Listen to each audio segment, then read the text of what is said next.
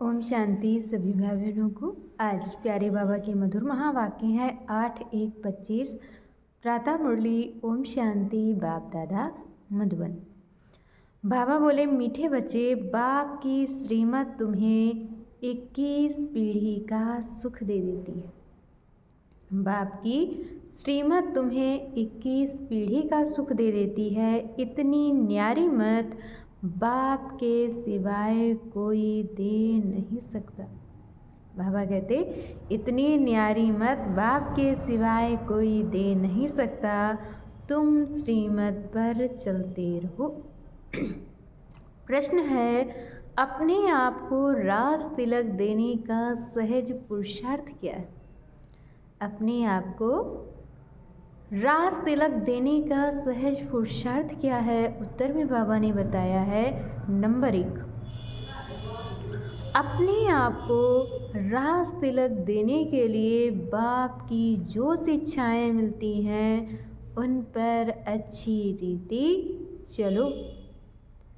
इसमें आशीर्वाद व कृपा की बात नहीं। बाबा कहते इसमें आशीर्वाद व कृपा की बात नहीं। दूसरे पॉइंट में बाबा ने बताया है, फॉलो फादर करो। फॉलो फादर करो।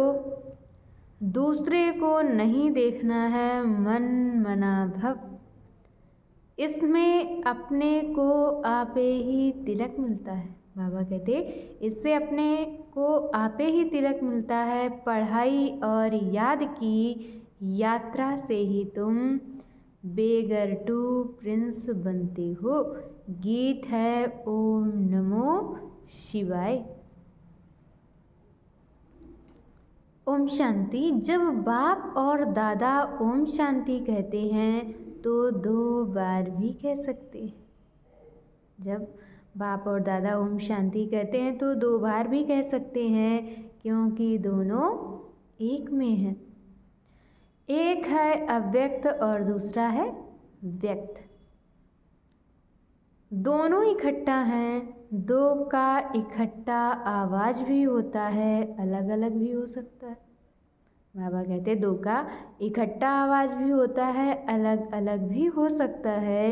ये एक वंडर है। दुनिया में ये कोई नहीं जानते कि परम पिता परमात्मा इनके शरीर में बैठ ज्ञान सुनाते हैं।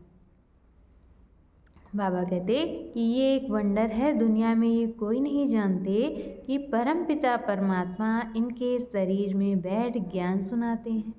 ये कहाँ भी लिखा हुआ नहीं। बाबा कहते ये कहाँ भी लिखा हुआ नहीं है। बाप ने कल्प पहले भी कहा था। बाप ने कल्प पहले भी कहा था, अभी भी कहते हैं कि मैं इस साधारण तन में बहुत जन्मों के अंत में इनमें प्रवेश करता हूँ। मैं बहुत जन्मों के अंत में इनमें प्रवेश करता हूँ, इनका आधार लेता हूँ। गीता में कुछ ना कुछ ऐसे वर्शंस हैं जो कुछ रियल भी हैं। बाबा कहते कि गीता में कुछ ना कुछ ऐसे वर्शंस भी हैं जो कुछ रियल भी हैं। ये रियल अक्षर है कि मैं बहुत जन्मों के अंत में प्रवेश करता हूँ, जबकि यह वानप्रस्थ अवस्था में। बाबा कहते जबकि ये वानप्रस्थ अवस्था में है, इनके लिए ये कहना ठीक है, पहले पहले सतयुग में जन्म भी इनका है। जिसमें ही बाप प्रवेश करते हैं तो इनके लिए ही कहते हैं। ये नहीं जानते कि हमने कितने पुनर्जन्म लिए। ये नहीं जानते कि हमने कितने पुनर्जन्म लिए। शास्त्रों में 84 लाख पुनर्जन्म लिख दिया है। ये सब है भक्ति मार्ग। बाबा कहते ये सब है भक्ति मार्ग। इनको कहा जाता है भक्ति कल्ट। ज्ञान कांड अलग है, भक्ति कांड अलग है। ज्ञान कांड अलग है, भक्ति कांड अलग है। भक्ति करते करते उतरते ही आते हैं। ये ज्ञान तो एक ही बार मिलता है, बाप एक ही बार सर्व की सद्गति करने आते हैं। ये ज्ञान तो बाबा कहते एक ही बार मिलता है और बाप एक ही बार सर्व की सद्गति करने आते हैं।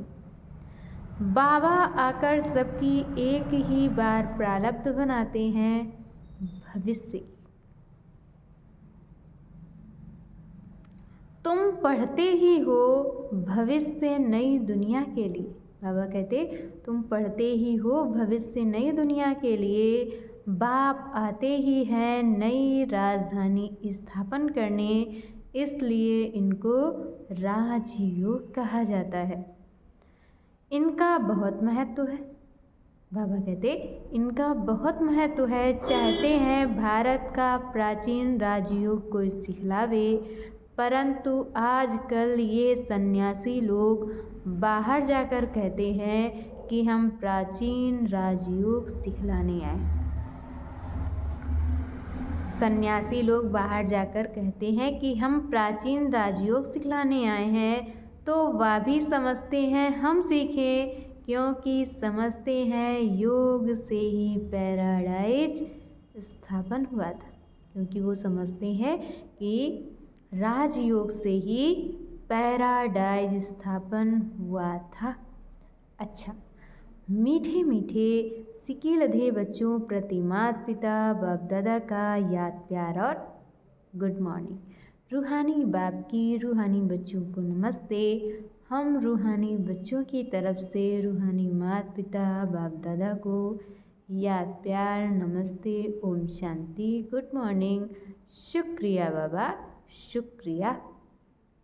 और आज बाबा ने हम बच्चों को मुरली में धारण करने के लिए मुख्य सार दिया है। पहला पॉइंट, अविनाशी ज्ञान धन का दान कर महादानी बनना है।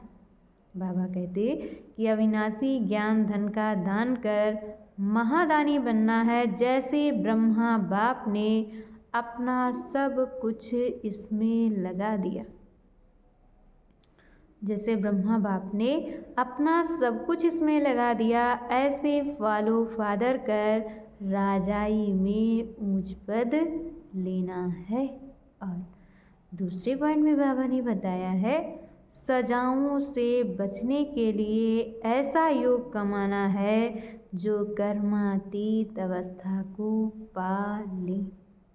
बाबा कहते कि सजाओं से बचने के लिए ऐसा योग कमाना है जो कर्मातीत अवस्था को पाले। पास विद ऑनर बनने का पूरा पूरा पुरुषार्थ करना है। बाबा कहते पास विद ऑनर बनने का पूरा पूरा पुरुषार्थ करना है, दूसरों को नहीं देखना है। और आज बाबा ने हम बच्चों को वरदान दिया है, कड़े नियम और दृढ़ संकल्प द्वारा अलबेलेपन को समाप्त करने वाले ब्रह्मा बाप समान अथक भव। कड़े नियम और दृढ़ संकल्प द्वारा अलबेलेपन को समाप्त करने वाले ब्रह्मा बाप समान अथक भव।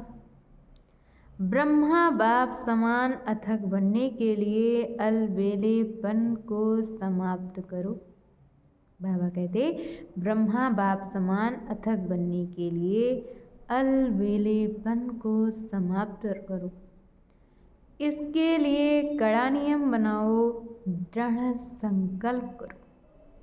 बाबा कहते इसके लिए कड़ा नियम बनाओ, दृढ़ संकल्प करो। अटेंशन रूपी चौकीदार सदा अलर्ट रहें तो अलबेलेपन समाप्त हो जाएगा। पहले स्व के ऊपर मेहनत करो, फिर सेवा में। बाबा कहते पहले स्व के ऊपर मेहनत करो, फिर सेवा में, तब धरनी परिवर्तन होगी। अभी सिर्फ कर लेंगे, हो जाएगा। इस आराम के संकल्पों के तलब को छोड़ो। बाबा कहते कि अभी सिर्फ कर लेंगे, हो जाएगा। इस आराम के संकल्पों के डंलप को छोड़ो, करना ही है ये स्लोगन मस्तक में याद रहे तो परिवर्तन हो जाएगा। और आज की मुरली का स्लोगन है, समर्थ बोल की निशानी है जिस बोल में आत्मिक भाव और शुभ भावना हो। समर्थ बोल की निशानी है जिस बोल में आत्मिक भाव और शुभ भावना हो। अच्छा, ओम शांति।